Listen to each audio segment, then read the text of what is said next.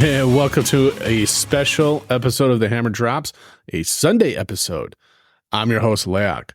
Today, we are going to talk about the South Carolina primaries yesterday. We're going to talk about Trump's shortlist and who I would like to see run with him. And we're going to talk about the propaganda machine that the left is doing over there on Twitter. And we're going to get into some numbers to back up what I'm about to say as well. So let's just jump right in. Okay, so yesterday we had the primary for South Carolina. Of course, Trump won. Trump won by 20% in Nikki Haley's own state. After Nikki Haley learned of her loss, she went on and said that she's a woman of her word. She's going to stay in the in the running to try to become president, try to beat Donald Trump.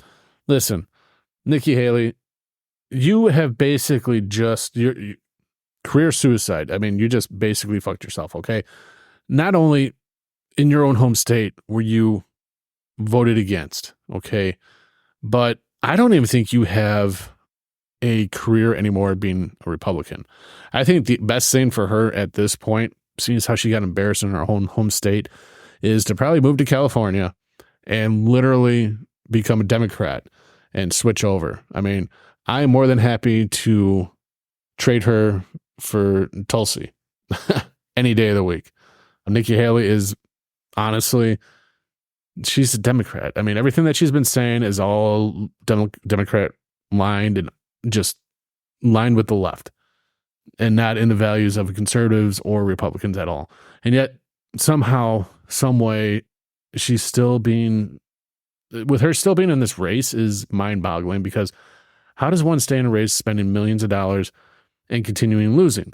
Not only did you lose by 20% in your own home state, but you got embarrassed in Nevada against nobody and lost. You still lost against nobody. And here you are thinking that you have a chance to beat Donald Trump. Folks, let's just get this out of the way. It's going to be Donald Trump versus, if it's Joe Biden, if they don't take him out by then, because like I've said, they're setting Biden up to basically take him off the ballot for 2024 by trying to do the 25th Amendment and a whole bunch of slew of other stuff that I've covered in other episodes. And they want the House Republicans to try and impeach Biden or call up the 25th Amendment so then this way it gives them more time to get their plan going. And I've said this before, don't buy into it hook, line, and sinker. Let them squirm and have to admit that Joe Biden is in fact a shitty president by doing this. Bottom line.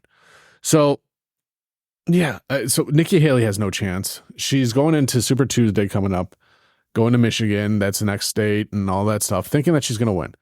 When is enough is going to be enough? When is it going to be enough, Nikki? When are you going to finally just bow out and ride off into the sunset? You don't even have your 15 minutes of fame anymore. Your career is pretty much over as a Republican. Like I said, your only chance is to flip-flop and go to Democrat, which we already know that you're basically a Democrat anyways. So why don't you just make it official already? You don't want to make it official yet because Joe Biden is still in the running. And next up on deck is people like Gavin Newsom, Big Mike. You know, it's not going to be Kamala Harris. I mean, unless she's with Montel Williams and another chick, getting it on somewhere. True story, by the way. That's only the way it's going to happen. So Nikki Haley's spending millions of dollars on all of this. And now let's get into the numbers here, okay? And I'm kind of wondering how and who is paying, like what PAC fund is paying Nikki Haley to keep going, because honestly, it doesn't make sense how she even is. Excuse me. So let's get into the numbers from yesterday. And before we get into the numbers, I want to point out a couple things. All over on social media, the progressive left influencers all over like Twitter would like you to believe that Donald Trump essentially did very bad. The numbers were really bad in yesterday's primaries. Now, like I said, 3.2 million registered voters in South Carolina. Okay. Out of that 3.2 million, more of the conservative Republicans came out to vote in force. Now, let's get into the numbers. So right here, bear with me here real quick, folks. I'm going to get to the numbers. Okay, so Joe Biden, when he ran unopposed, he only got 126,336 votes in the entire state. Donald Trump, he had 451,905, and Nikki Haley had 298,681. And mind you, Trump was running against, people on the bill, obviously Haley, but DeSantis was still there. He got almost 3,000 votes. Vivek only got, 726, Chris Christie. Not very much, but when you go over to Biden, there's only Biden and two other people that got 4,000 votes. Literally, out of all those people, only not even 130,000 people came out to vote Democrat. When you had almost a million people come out to vote Republican. Yet people like MSNBC and these influencers want you to believe that the numbers aren't good for Trump. Trump only won by 60% and Biden won by 95%. You know what? I don't give a shit about the percentages like that. Let's look at the complete number of people that actually voted. Trump had 3 times as much, almost, people coming out to vote for him than Biden did. And then Nikki Haley even trumped, smacked the shit out of Biden in South Carolina as well, as far as numbers go. But they want you to believe that the numbers are bad. Okay. Folks, it's going to be Trump against whoever. And right now, the left knows that Biden is not going to beat him. There's no way. Even with the 6-7 million immigrants, illegals that have come in, that they're going to give the right to vote to, because they're going to give them state IDs and all that stuff. That's their whole thing. And they've already said that they're going to vote for Biden. Even with that, there's no way. Because here's another problem. The city of Chicago, who usually determines the state of Illinois and how they go, they're sick of the Democrats. They're stepping up, and they're going to change. Most of those Democrats in Chicago, and I live close to Chicago, those Democrats are going to start voting Republican, and it's going to turn red. And that is bad news for the Democrat Party, especially when you have the Democratic National Committee primary, whatever the hell that's going on, is going to be happening in Chicago. And Chicago's about to go red, folks. Why do you think Biden's out trying to, rub elbows at minority restaurants and stuff like that? It's not because he wants to, folks. Come on. This is the same guy that was friends with Byrd, who was a KKK member and a senator. This is the same guy who said that he didn't want his kids going to a jungle, which meant he didn't want his kids being mixed up in minorities when they're growing up. This is that same guy. Don't let them let you forget that, okay? Because this is who Biden is. So those were the numbers, okay? So Trump, in my opinion, he did great. He won South Carolina. He's won every state. Hell, he won Nevada without even really doing anything. Without doing, he got the electoral college, or the delegates, I'm sorry, without even being on it. Nikki Haley, she has no business running anymore. She needs to just bow out and just go away. So now let's get into Trump's short list for VP. So we know now that Ron DeSantis, Vivek, Senator Tim Scott, along with former Rep. Tulsi Gabbard, Rep. Byron Donalds of Florida, and South Dakota Governor Kristi Noem are all on the short list to be Trump's VP. Now, I would love to see like a Vivek as a vice president, but I don't necessarily think that's going to happen. I would like to see that happen because Vivek has the same kind of personality that Trump does. He's not going to put up with anybody's shit. He's going to tell you how it is, yada, yada, yada. Not taking anything away from all the other ones, but, well, except for DeSantis. DeSantis, I would stay clear of, only because a lot we have learned about him. He, having his, big pharma, doing his parties and all that stuff, being sponsors of that, to raise money. It's like, no, especially with that. No, when you have the the guy from Moderna, you know, helping you raise money for your campaign? I don't think so. Kristi Noem over there in South Dakota, I think she would be a great choice. Hell, even Tulsi Gabbard would be a great choice. Byron Donald again. I mean, I think the only one on this list I just toss away is probably DeSantis. Any of the other people on this list would be an amazing VP for Trump, and I think would work out very well for him. But let's face facts. We need another woman VP. We do. And out of the two, I mean, you can't go wrong with either one. I mean, Tulsi, she was a Democrat, flipped to a Republican. Now, based on that alone, I'd still be a little shy and away from that aspect, even though I probably would.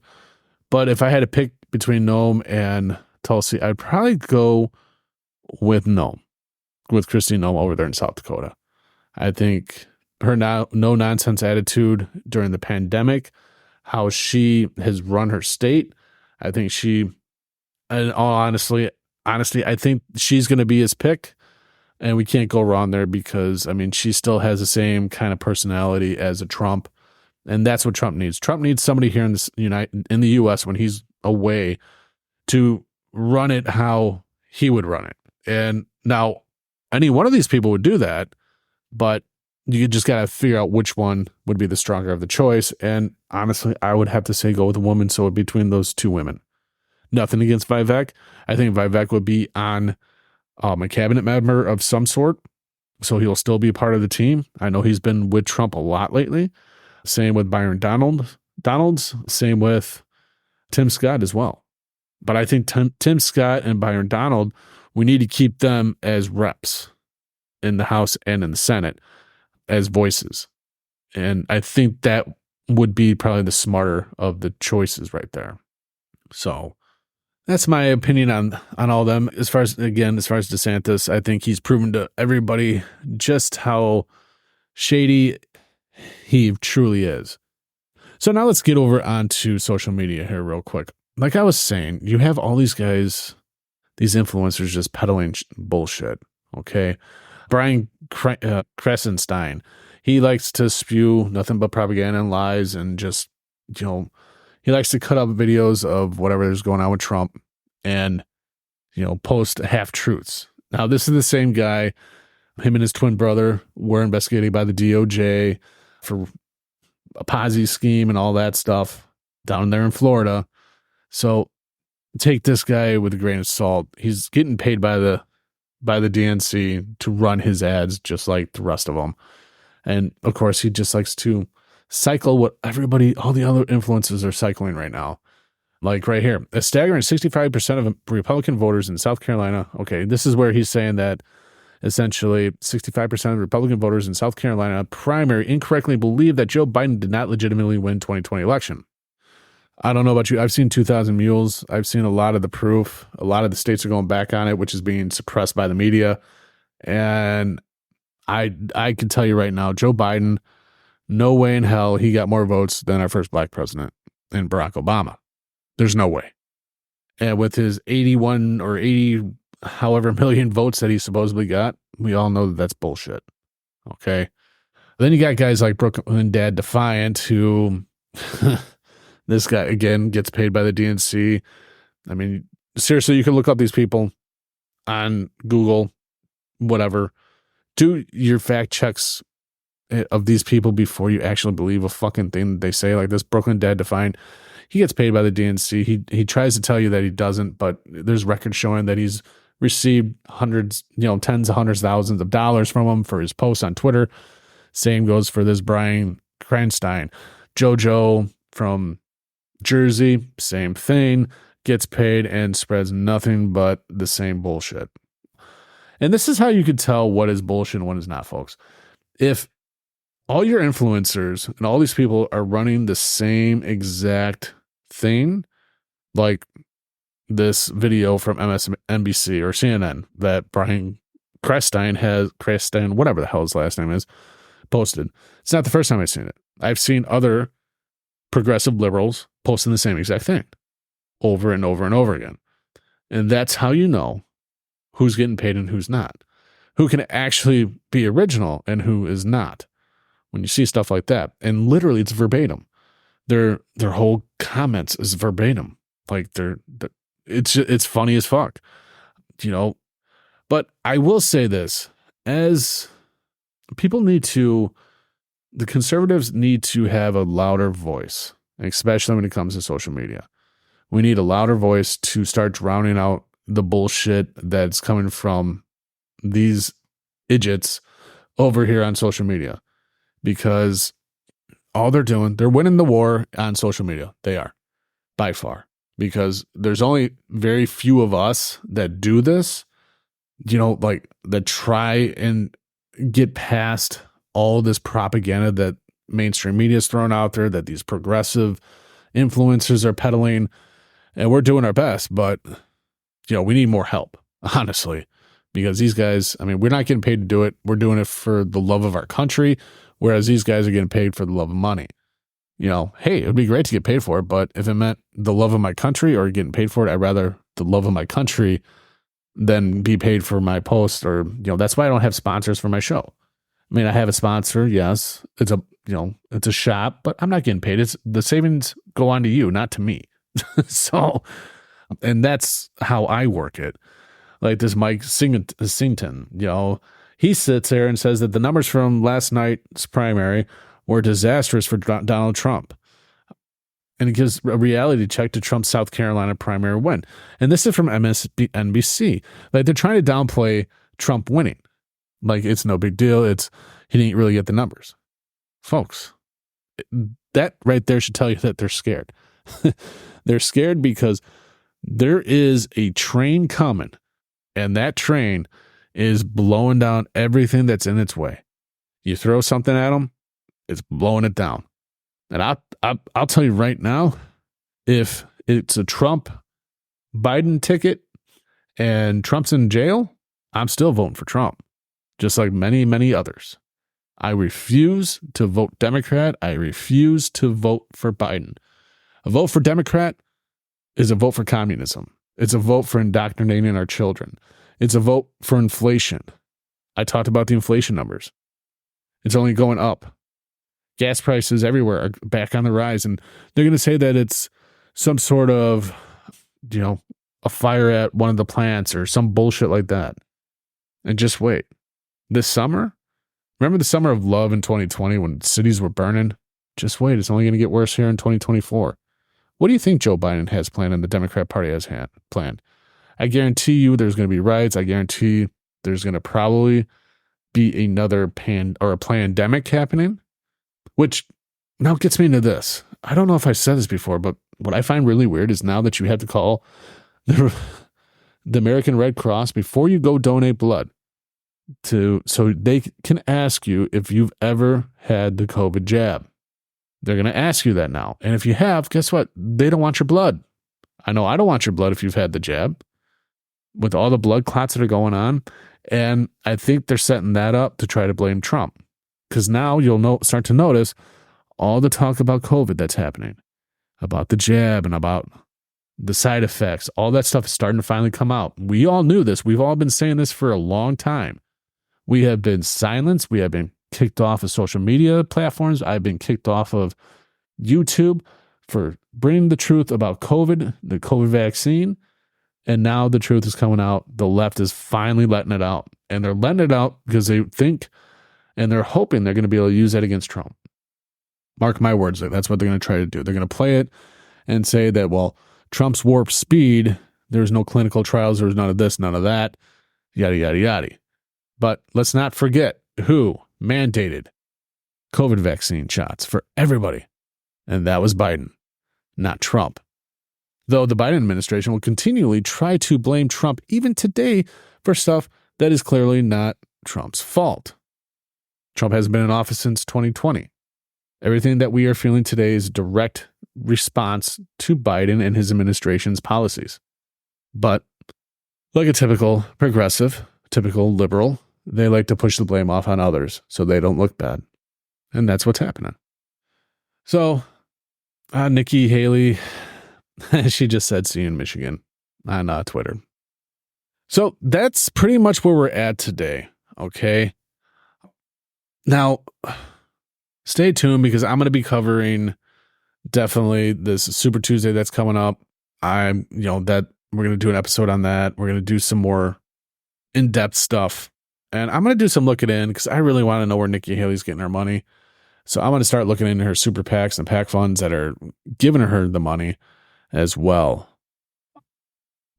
I'm sorry. Before we go, this Luke Beasley, he's a up and coming knob sucker over here on for the liberals.